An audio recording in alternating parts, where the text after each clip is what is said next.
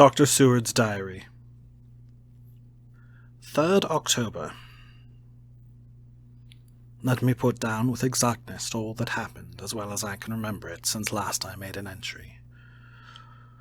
Not a detail that I can recall must be forgotten. In all calmness I must proceed. When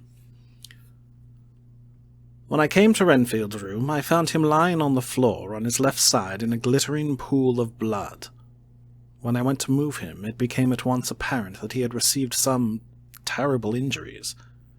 There seemed none of that unity of purpose between the parts of the body which marks even lethargic sanity.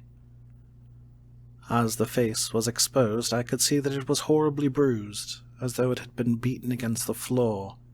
Indeed, it was from the face wounds that the pool of blood originated. The attendant who was kneeling beside the body said to me as we turned him over, "I think, sir, his back is broken. See, both the right arm and leg and the whole side of his face are paralyzed." How such a thing could have happened puzzled the attendant beyond measure. He seemed quite bewildered, and his brows were gathered, and as he said, "I can't understand the two things. He could mark his face like that by beating his own head on the floor. I saw a young woman do it once at the Eversfield Asylum before anyone could lay hands on her. And I suppose he might have broke his neck by falling out of bed if he got in an awkward kink. But for the life of me, I can't imagine how the two things occurred. If his back was broke, he couldn't beat his head, and if his face was like that before the fall out of bed, there would be marks of it." I said to him, "Go to Dr. Van Helsing and ask him to kindly come here at once. I want him without an instant's delay." The man ran off, and within a few minutes the professor, in his dressing gown and slippers, appeared. When he saw Renfield on the ground, he looked keenly at him for a moment, and then turned to me. I think he recognized my thought in my eyes, for he said very quietly, manifestly for the ears of the attendant, "Ah, a sad accident. You will need very careful watching and much attention. I shall stay with you myself, but I shall first dress myself. If you will remain, I shall in a few minutes join you." The patient was now breathing stertorously, and it was easy to see that he had suffered some terrible injury. Van Helsing returned with extraordinary celerity, bearing with him a surgical case. He had evidently been thinking and had his mind made up, for almost before he looked at the patient he whispered to me, "Send the attendant away. We must be alone with him when he becomes conscious after the operation." So I said, "I think that will do now, Simmons. We have done all that we can at present. You had better go your round, and Dr. Van Helsing will operate. Let me know instantly if there be anything unusual anywhere." The man withdrew, and we went into strict examination of the patient. The wounds of the face were superficial. The real injury was a depressed fracture of the skull extending right up through the motor area.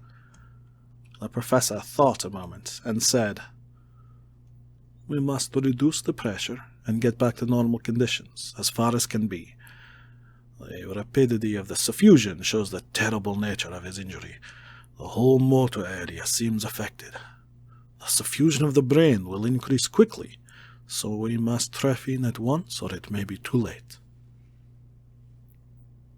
As he was speaking, there was a soft tapping at the door. I went over and opened it, and found in the corridor without Arthur and Quincy in pajamas and slippers. The former spoke. "I heard your man call up Dr. Van Helsing and tell him of an accident. So I woke Quincy, or rather called for him as he was not asleep. Things are moving too quickly and too strangely for sound sleep for any of us these times. I've been thinking that tomorrow night we'll not see things as they have been. We'll have to look back and forward a little more than we have done. May we come in?" I nodded, and held the door open till they entered, and then I closed it again. When Quincy saw the attitude and state of the patient, and noted the horrible pool on the floor, he said softly, "My God, What has happened to him? Poor devil. I told him briefly and added that we expected that he would recover consciousness after the operation, for a short time at all events. He went at once and sat down on the edge of the bed with Godalming beside him. We all watched in patience. "We shall wait," said Van Helsing, "just long enough to fix the best spot for trephining, so that we may most quickly and perfectly remove the blood clot, for it is evident that the hemorrhage is increasing." The minutes during which we waited passed with fearful slowness. I had a horrible sinking in my heart, and from Van Helsing's face I gathered that he felt some fear or apprehension as to what was to come. I dreaded the words that Renfield might speak. I was positively afraid to think, but the conviction of what was coming was on me, as I have read of men who have heard the death watch. The poor man's breathing came in uncertain gasps. Each instant he seemed as though he would open his eyes and speak, but then would follow a prolonged, stertorous breath, and he would relapse into a more fixed insensibility.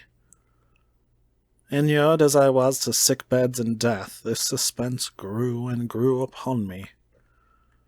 I could almost hear the beating of my own heart, and the blood surging through my temples sounded like blows from a hammer. The silence finally became agonizing. I looked at my companions, one after another, and saw from their flushed faces and damp brows that they were enduring equal torture. There was a nervous suspense over us all, as though overhead some dread bell would peal out powerfully when we should least expect it. At last there came a time when it was evident that the patient was sinking fast. He might die at any moment. I looked up at the professor and caught his eye fixed on mine. His face was sternly set as he spoke. "There is no time to lose. His words may be worth many lives. I have been thinking so as I stood here. It may be there is a soul at stake. We shall operate just above the ear." Without another word he made the operation. For a few moments the breathing continued to be stertorous. Then there came a breath so prolonged that it seemed as though it would tear open his chest. Suddenly his eyes opened and became fixed in a wild, helpless stare. This was continued for a few moments. Then it softened into a glad surprise, and from the lips came a sigh of relief. He moved convulsively, and as he did so, said, "I'll be quiet, Doctor. Tell them to take off the strait waistcoat. I have had a terrible dream, and it has left me so weak that I cannot move. What's wrong with my face? It feels all swollen, and it smarts dreadfully." He tried to turn his head, but even with the effort his eyes seemed to grow glassy again, so I gently put it back. Then Van Helsing said in a quiet, grave tone, "Tell us your dream, Mr. Renfield." As he heard the voice, his face brightened through its mutilation, and he said, "That is Dr. Van Helsing. How good it is of you to be here. Give me some water. My lips are dry, and I shall try to tell you. I dreamed—" He stopped and seemed fainting. I called quietly to Quincy, "The brandy. It is in my study. Quick!" He flew and returned with a glass, the decanter of brandy, and a carafe of water. We moistened the parched lips, and the patient quickly revived. It seemed, however, that his poor injured brain had been working in the interval, for when he was quite conscious, he looked at me piercingly, with an agonized confusion which I shall never forget, and said, "I must not deceive myself. It was no dream, but all a grim reality." Then his eyes roved round the room. As they caught sight of the two figures sitting patiently on the edge of the bed, he went on, "If I were not sure already, I would know from them." For an instant his eyes closed. not with pain or sleep, but voluntarily, as though he were bringing all his faculties to bear. When he opened them, he said, hurriedly, and with more energy than he had yet displayed, "Quick, doctor, quick, I'm dying. I feel that I have but a few minutes, and then I must go back to death. Or worse. Wet my lips with brandy again. I have something that I must say before I die, or before my poor crushed brain dies, anyhow." "Oh, thank you. It was that night after you left me when I implored you to let me go away. I couldn't speak then, for I felt my tongue was tied, but I was as sane then, except in that way, as I am now. I was in an agony of despair for a long time after you left me. It seemed hours. Then there came a sudden peace to me. My brain seemed to become cool again, and I realized where I was. I heard the dogs bark behind our house, but not where he was." As he spoke, Van Helsing's eyes never blinked, but his hand came out and met mine and gripped it hard. He did not, however, betray himself. He nodded slightly and said, "Go on," in a low voice. Renfield proceeded. "He came up to the window in the mist, as I had seen him often before, but he was solid then, not a ghost, and his eyes were fierce like a man's when he's angry. He was laughing with his red mouth. The sharp white teeth glinted in the moonlight when he turned to look back over the belt of trees to where the dogs were barking. I wouldn't ask him to come in at first, though I knew he wanted to, just as he wanted all along. Then he began promising me things, not in words, but by doing them." He was interrupted by a word from the professor. "How?" "By making them happen, just as he used to send in the flies when the sun was shining. Great big fat ones with steel and sapphire on their wings, and big moths in the night, with skull and crossbones on their back." Van Helsing nodded to him as he whispered to me unconsciously, "The Acherontia etetropus of the Sphinges, what you call the death-head moth." The patient went on without stopping. Then he began to whisper, "Rats, rats, rats, hundreds, thousands, millions of them, and every one alive, and dogs to eat them, and cats too. All lives, all red blood with years of life in it, and not merely buzzing flies." I laughed at him, for I wanted to see what he could do. Then the dogs howled, away beyond the dark trees in his house. He beckoned me to the window. I got up and I looked out, and he raised his hands and seemed to call out without using any words. A dark mass spread over the grass, coming on like the shape of a flame of fire, and then he moved the mist to the right and left, and I could see that there were thousands of rats with their eyes blazing red, like his, only smaller. He held up his hand and they all stopped, and I thought he seemed to be saying, "All these lives I will give you, aye, and many more, and greater, through countless ages, if you will fall down and worship me." And then a red cloud, like the color of blood, seemed to close over my eyes, and before I knew what I was doing, I found myself opening the sash and saying to him, "Come in, Lord and Master." The rats were all gone, but he slid into the room through the sash, though it was only open an inch wide, just as the moon herself is often coming through the tiniest crack, and it stood before me in all her size and splendor. His voice was weaker, so I moistened his lips with the brandy again, and he continued, but it seemed as though his memory had gone on working in the interval, for his story was further advanced. I was about to call him back to the point, but Van Helsing whispered to me, "Let him go on. Do not interrupt him. He cannot go back, and maybe could not proceed at all if once he lost the thread of his thought." He proceeded. All day I waited to hear from him, but he did not send me anything, not even a blowfly, and when the moon got up I was pretty angry with him. When he slid in through the window, though it was shut, and did not even knock, I got mad with him. He sneered at me, and his white face looked out of the mist with his red eyes gleaming, and he went on as though he owned the whole place, and I was no one. He didn't even smell the same as he went by me. I couldn't hold him. I thought that somehow Mrs. Harker had come into the room. The two men sitting on the bed stood up and came over, standing behind him so that he could not see them, but where they could hear better. They were both silent, but the professor started and quivered, his face, however, growing grimmer and sterner still. Renfield went on without noticing. When Mrs. Harker came in to see me this afternoon, she wasn't the same. It was like tea after the teapot has been watered. Here we all moved, but no one said a word. He went on. I didn't know that she was here till she spoke, and she didn't look the same.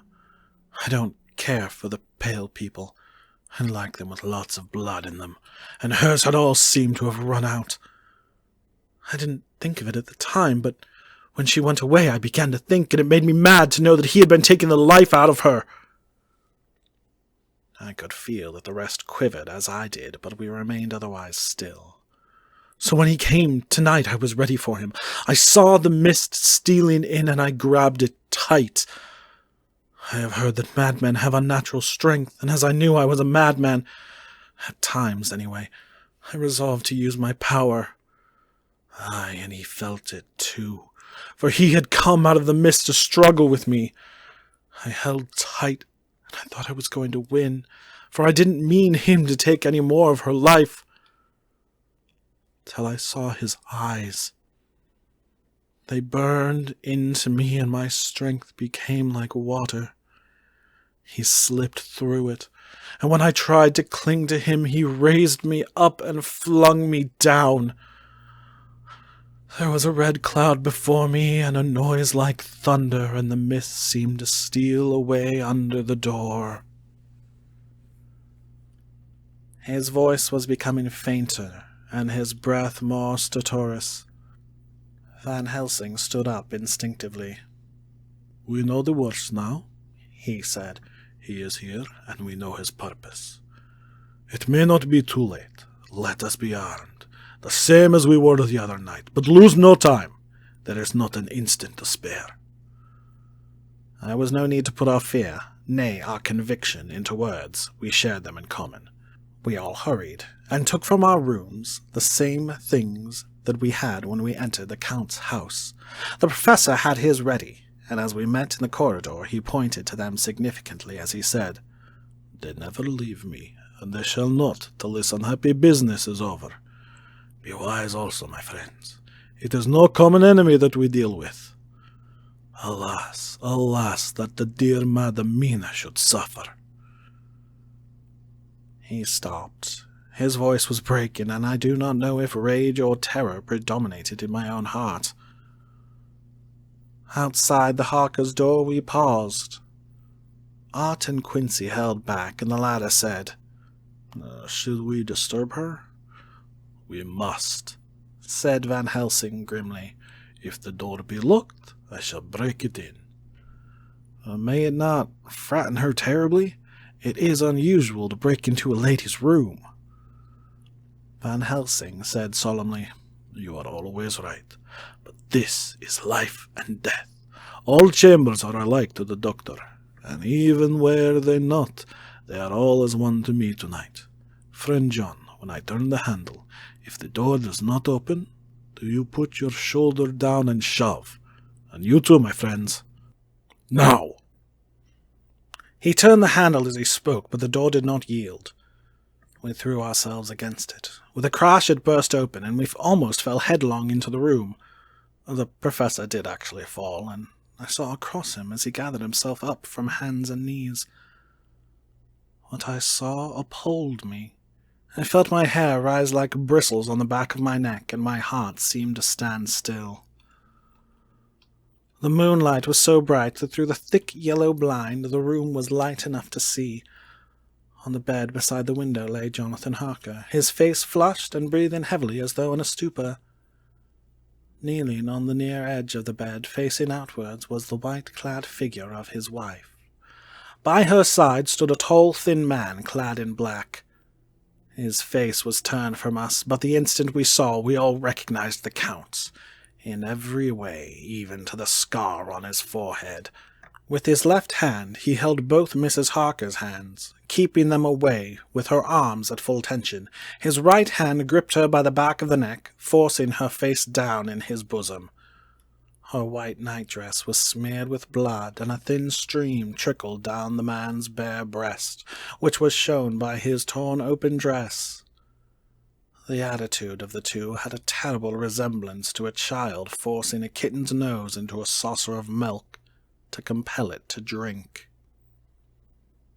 As we burst into the room, the Count turned his face, and the hellish look that I had heard described seemed to leap into it. His eyes flamed red with devilish passion. The great nostrils of the white aquiline nose opened wide and quivered at the edge. On the white, sharp teeth, behind the full lips of the blood-dripping mouth, champed together like those of a wild beast.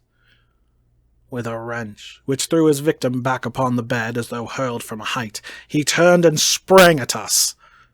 But by this time the professor had gained his feet, and was holding toward him the envelope which contained the sacred wafer.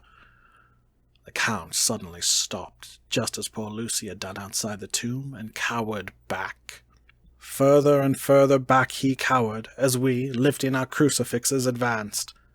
The moonlight suddenly failed as a great black cloud sailed across the sky, and when the gaslight sprang up under Quincy's match, we saw nothing but a faint vapor.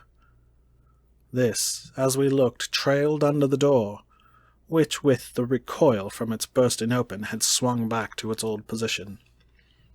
Van Helsing, Art, and I moved forward to Mrs. Harker, who by this time had drawn her breath, and with it had given a scream so wild, so ear-piercing, so despairing, that it seems to me now that it will ring in my ears till my dying day.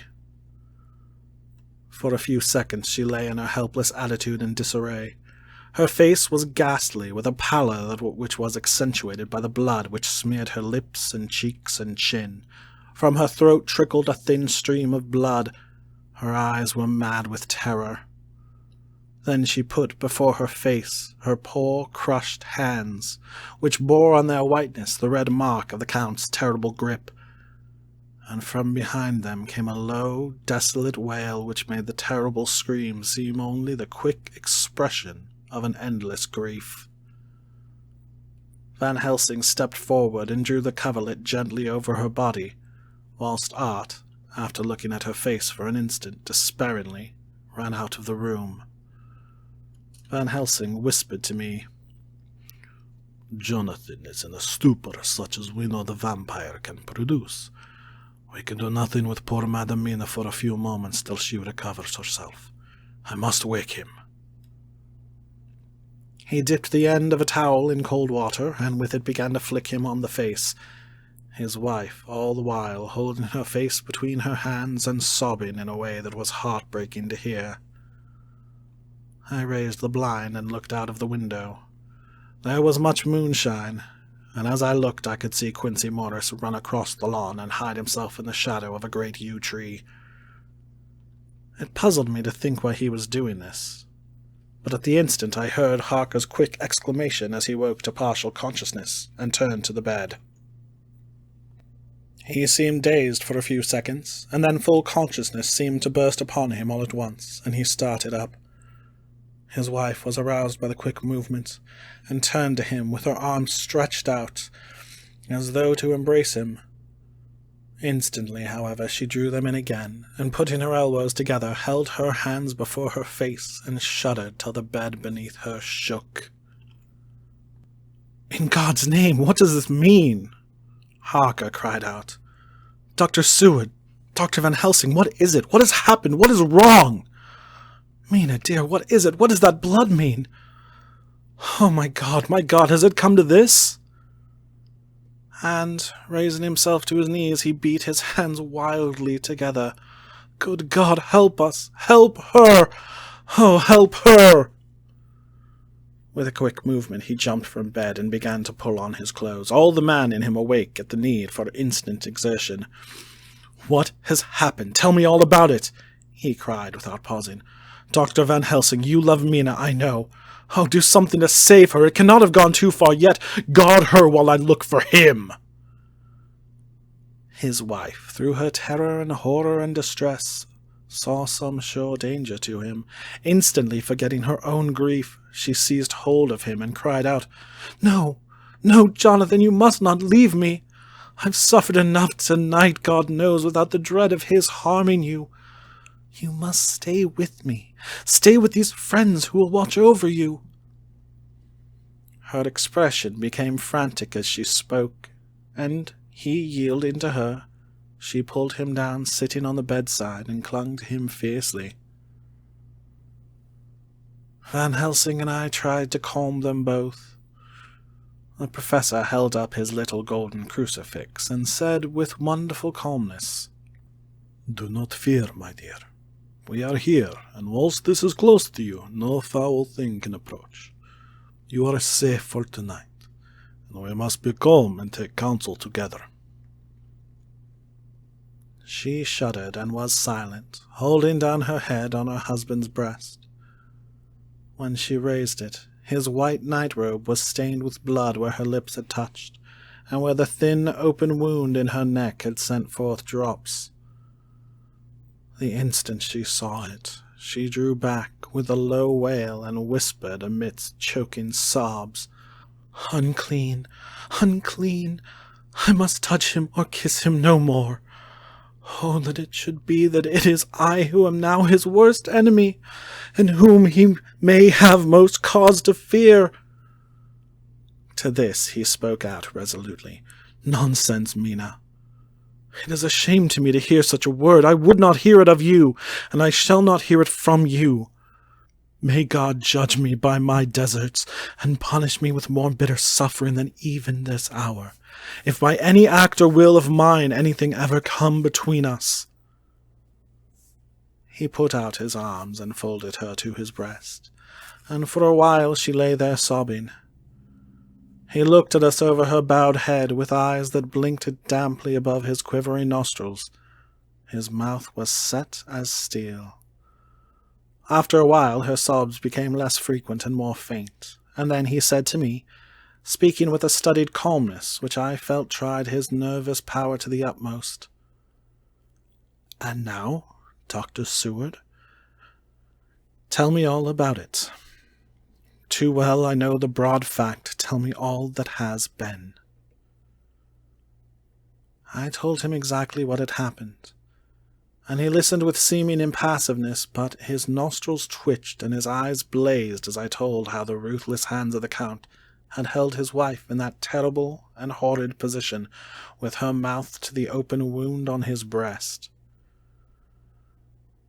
It interested me, even at that moment, to see that, whilst the face of white-set passion worked convulsively over the bowed head, the hands tenderly and lovingly stroked the ruffled hair. Just as I had finished, Quincy and Godalming knocked at the door. They entered in obedience to our summons. Van Helsing looked at me questioningly. I understood him to mean, if we were to take advantage of their coming to divert, if possible, the thoughts of the unhappy husband and wife from each other and from themselves. So, on nodding acquiescence to him, he asked them what they had seen or done.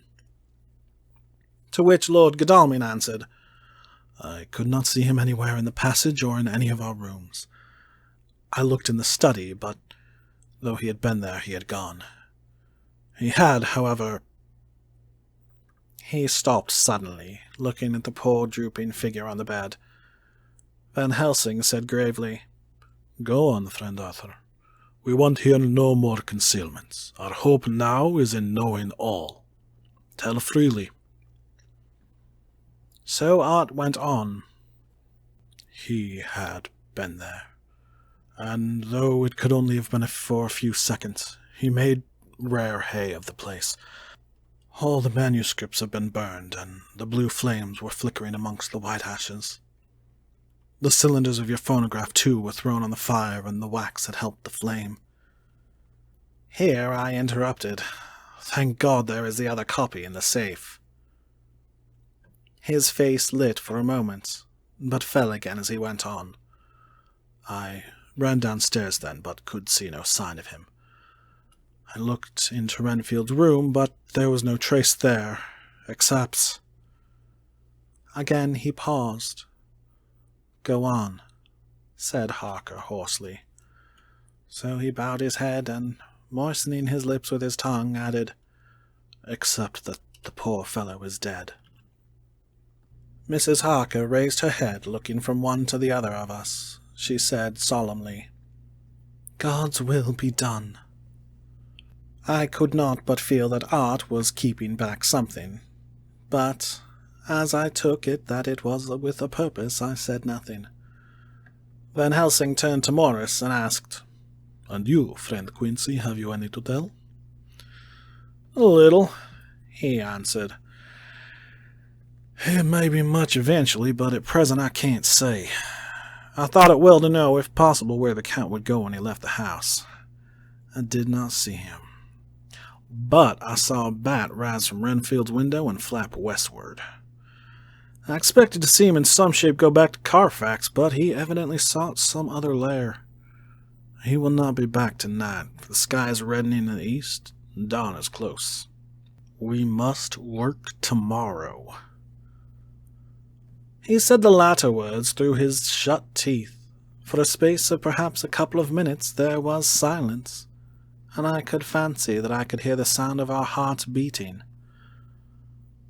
Then Van Helsing said, placing his hand very tenderly on Mrs. Harker's head, "And now, Madam Mina, poor, dear, dear Madam Mina, tell us exactly what happened. God knows that I do not want that you be pained, but it is need that we know all. For now more than ever has all work to be done quick and sharp, and in deadly earnest. The day is close to us that must end all, if it may be so. And now is the chance that we may live and learn." The poor dear lady shivered, and I could see the tension of her nerves as she clasped her husband closer to her, and bent her head lower and lower still on his breast. Then she raised her head proudly, and held out one hand to Van Helsing, who took it in his, and, after stooping and kissing it reverently, held it fast. The other hand was locked in that of her husband, who held his other arm thrown round her protectingly. After a pause in which she was evidently ordering her thoughts, she began, "I took the sleeping draught which you had so kindly given me, but for a long time it did not act.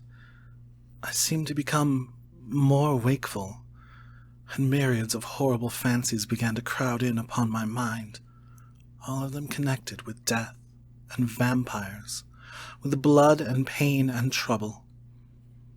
Her husband involuntarily groaned as she turned to him and said lovingly, "Do not fret, dear. You must be brave and strong and help me through this horrible task. If you only knew what an effort it is to me to tell of this fearful thing at all, you would understand how much I need your help." Well, I saw I must try to help the medicine to its work with my will, if it was to do me any good, so I resolutely set myself to sleep. Sure enough, sleep must soon have come to me, for I remember no more. Jonathan, coming in, had not waked me, for he lay by my side when next I remember. There was in the room the same thin white mist that I had before noticed.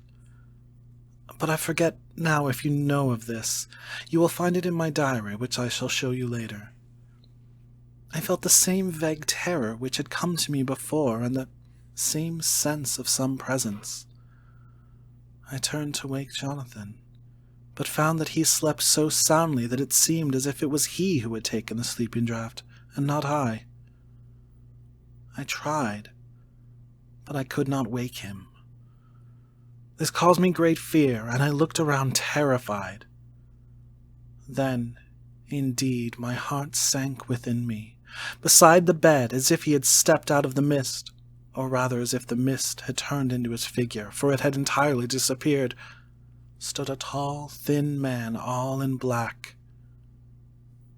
I knew him at once from the description of the others, the waxen face, the high aquiline nose on which the light fell in a thin white line, the parted red lips with the sharp white teeth showing between, and the red eyes that I had seemed to see in the sunset on the windows of St. Mary's Church at Whitby.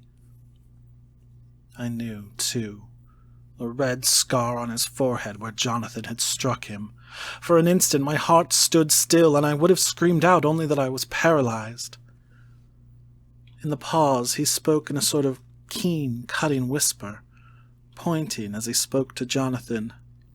"Silence. If you make a sound, I shall take him and dash his brains out before your very eyes." I was appalled and was too bewildered to do or say anything. With a mocking smile he placed one hand upon my shoulder and, holding me tight, bared my throat with the other, saying as he did so, "First, a little refreshment to reward my exertions. You may as well be quiet. It is not the first time, or the second, that your veins have appeased my thirst." I was bewildered, and strangely enough I did not want to hinder him. I suppose it is a part of the horrible curse that such is when his touch is on his victim. And oh, my God, pity me. He placed his reeking lips upon my throat. Her husband groaned again. She clasped his hand harder and looked at him pityingly, as if he were the injured one, and went on. I felt my strength fading away, and I was in a half-swoon. How long this horrible thing lasted I know not, but it seemed that a long time must have passed before he took his foul, awful, sneering mouth away. I saw it drip with the fresh blood. The remembrance seemed for a while to overpower her, and she drooped, and would have sunk down but for her husband's sustaining arm. With a great effort she recovered herself and went on. Then he spoke to me mockingly. "And so you, like the others, would play your brains against mine. You would help these men to hunt me and frustrate me in my designs. You know now, and they know in part already, and will know in full before long what it is to cross my path. They should have kept their energies for use closer at home, whilst they played wits against me who commanded nations and intrigued for them and fought for them hundreds of years before they were born. I was countermining them. And you, their best beloved one, are now to me flesh of my flesh, blood of my blood, kin of my kin. My bountiful wine press for a while, and shall be later on my companion and my helper. You shall be avenged in turn, for not one of them but shall minister to your needs. But as yet you are to be punished for what you have done. You have aided in thwarting me, now you shall come to my call. When my brain says, come to you, you shall cross land or sea to do my bidding, and to that end, this. With that, he pulled open his shirt, and with his long, sharp nail opened a vein on his breast. When the blood began to spurt out, he took my hands in one of his, holding them tight, and with the other seized my neck and pressed my mouth to the wound, so that I must either suffocate or swallow some of the... Oh, my God, what have I done? What have I done to deserve such a fate? I who have tried to walk in meekness and righteousness all my days. God, pity me. Look down on a poor soul in worse than mortal peril, and in mercy pity those to whom she is dear." Then she began to rub her lips as though to cleanse them from pollution. As she was telling her terrible story, the eastern sky began to quicken, and everything became more and more clear. Harker was still and quiet, but over his face, as the awful narrative went on, came a grey look which deepened and deepened in the morning light, till when the first red streak of the coming dawn shot up, the flesh stood darkly out against the whitening hair. "We have arranged that one of us is to stay within call of the unhappy pair till we can meet together and arrange about taking action. Of this I am sure. The sun rises today on no more miserable house in all the great round of its daily course."